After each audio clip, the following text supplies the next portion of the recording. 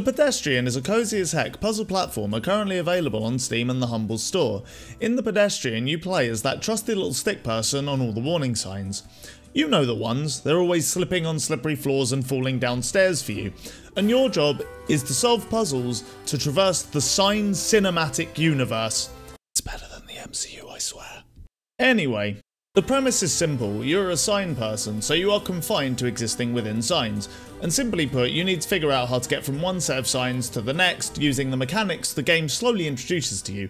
Typically, a puzzle in this game will present you with 3 or more signs, each being a small room containing doors and or ladders, and the idea is that you can connect to the doors and ladders from one sign to another, but they have to lead from one to another. For example, you can't connect a door on the right hand side of a sign to another sign with a door on the same side.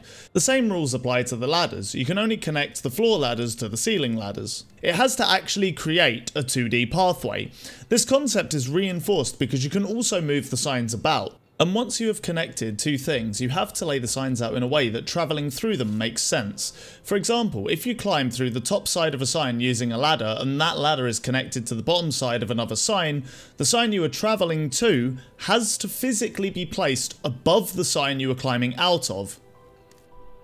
So hopefully that serves as a basic overview of the mechanics. In my opinion, part of the beauty in the design of this game is that all of that was an absolute nightmare to describe in a way that makes sense. I can't tell you how many times I've rewritten just this intro section, and I'm still not totally convinced anyone will actually have a clue what I mean, but when you look at the game, everything just makes sense because it has been designed very intuitively.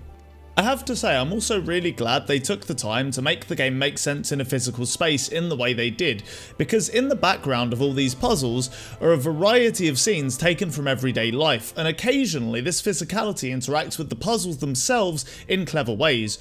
But I'll get into that shortly. Right now, all I want to say is that this blend of a child's imagination run wild mixed with the scenes of everyday life makes for a pretty appealing and energetic aesthetic.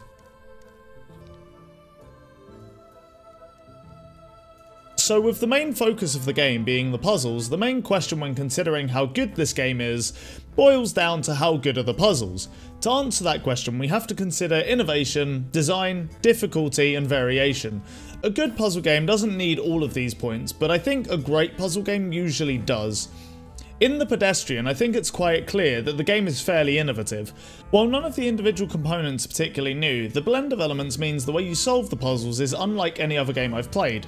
And as for the other 3 categories, the game absolutely knocks it out of the park. The designs of these puzzles border on genius at times.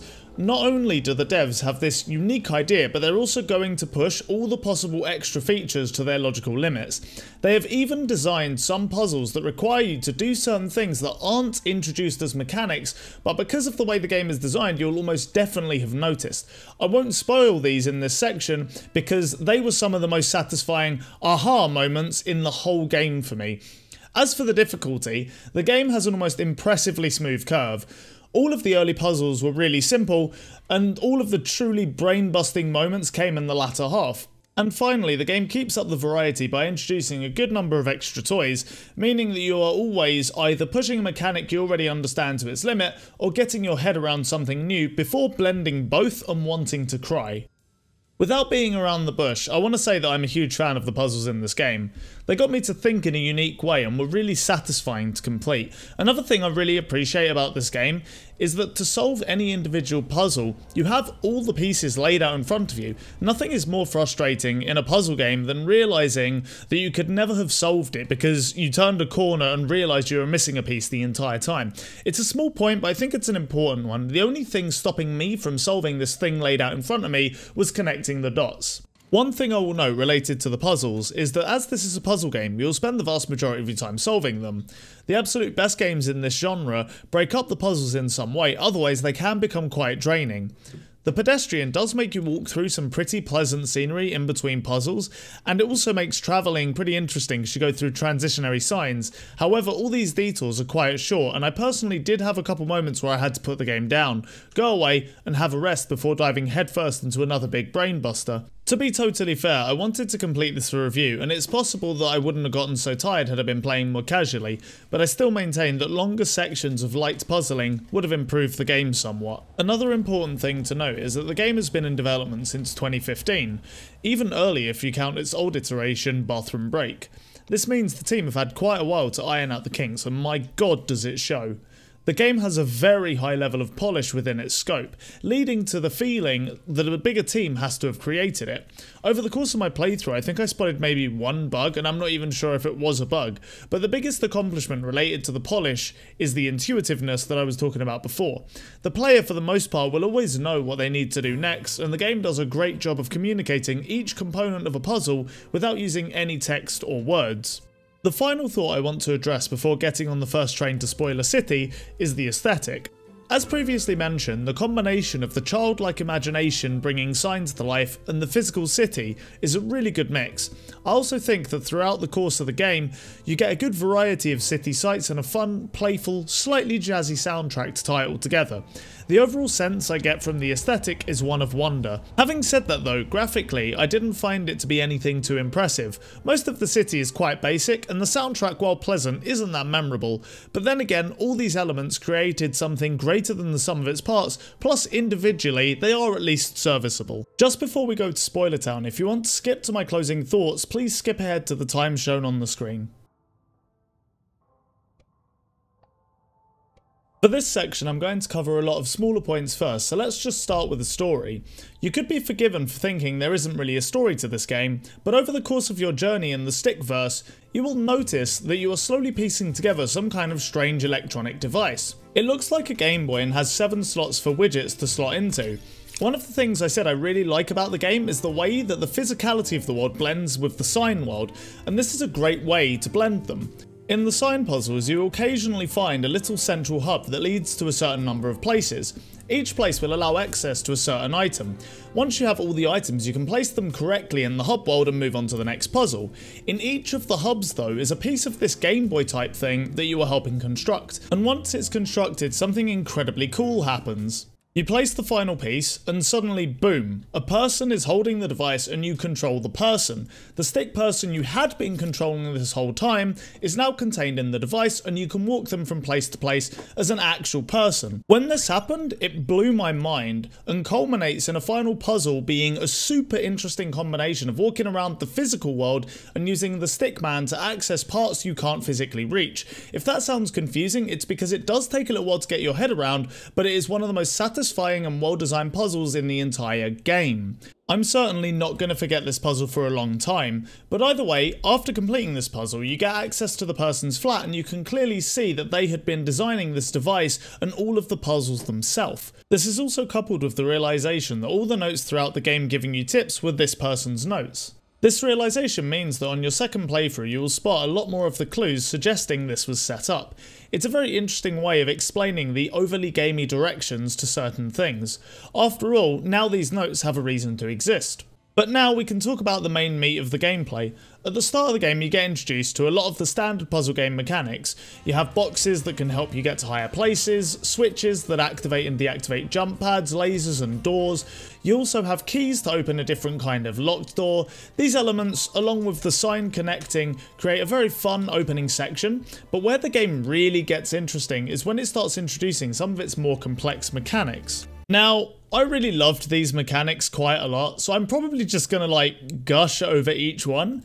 The first of which being a tunnel that allows you to travel one way to other signs. Up until this point, doors and ladders have had to be connected to another sign to allow passage both ways, but these tunnels are essentially used as one-way portals. You will need to use these things to access otherwise inaccessible signs, appear on a section of a sign that was previously inaccessible, or just straight up borderline cheat death in a multitude of creative ways. The next mechanic that gets introduced are the cable routing signs. Throughout the world you'll find cables, some of which have electricity running through them, and others are attached to things like pistons, lifts and whatever else. And these signs have the ability to transfer electricity from one cable to another. This once again makes you think about an earlier mechanic more deeply, that being the physical placement of the signs. While this is yet another great mechanic, I will say I have one small gripe with this particular one. On some of the puzzles, certain signs are blocked off from other signs to provide some form of a limitation.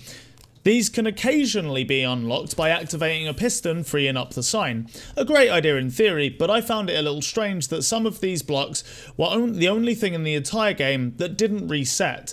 And as this was not made obvious at the first encounter, I spent longer than needed assuming that it would just reset. And finally, the last big mechanic that is introduced are the sign freezers.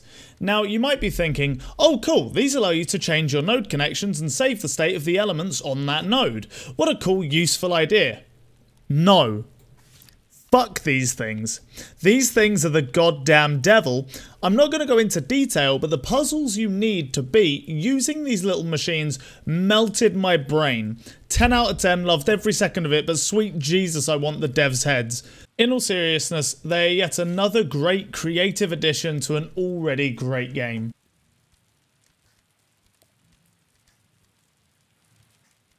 So usually in this section I try to derive meaning, themes and anything else that requires some level of analytical thought, but with this being a game almost entirely consisting of puzzles with no obvious overarching story or themes, I was thinking about possibly just skipping this section and going to my final thoughts, but then I thought that was kind of boring and I should have a crack at interpreting the final section of the game. So at the end of the story, you have a person who clearly created some kind of elaborate puzzle for the player, us, to navigate, and upon completing this, the person reveals themselves to the player, again, us, and becomes part of the puzzle themselves. And upon completing that puzzle, they exit, go to their flat, connect one last node to another, and exit in an almost impossible way. As the path you take leads to a huge ocean, you then sit in a boat, and an impossibly long cable pulls the boat towards the sunset before the credits roll and finally exiting the game, which closes it. There is no main menu, and if you want to start the game again, you get straight back into it, once again birthed as a crudely drawn dot. The only thing I can personally think of is that the devs possibly see a lot of life much like a puzzle. After all, as you wander from sign to sign, you will see the remnants of different types of workers, from labourers to electricians to factory workers and so on. And if one step out of the sign world is to a virtual person in the game, the next logical step out would be to us. Which to me would imply the devs see people as like this player or like the stick person. I want to be super clear and say that this is 100% just a guess, and I could be embarrassingly off the money, but with art I generally prefer to overanalyze and be wrong than never think further than the surface level.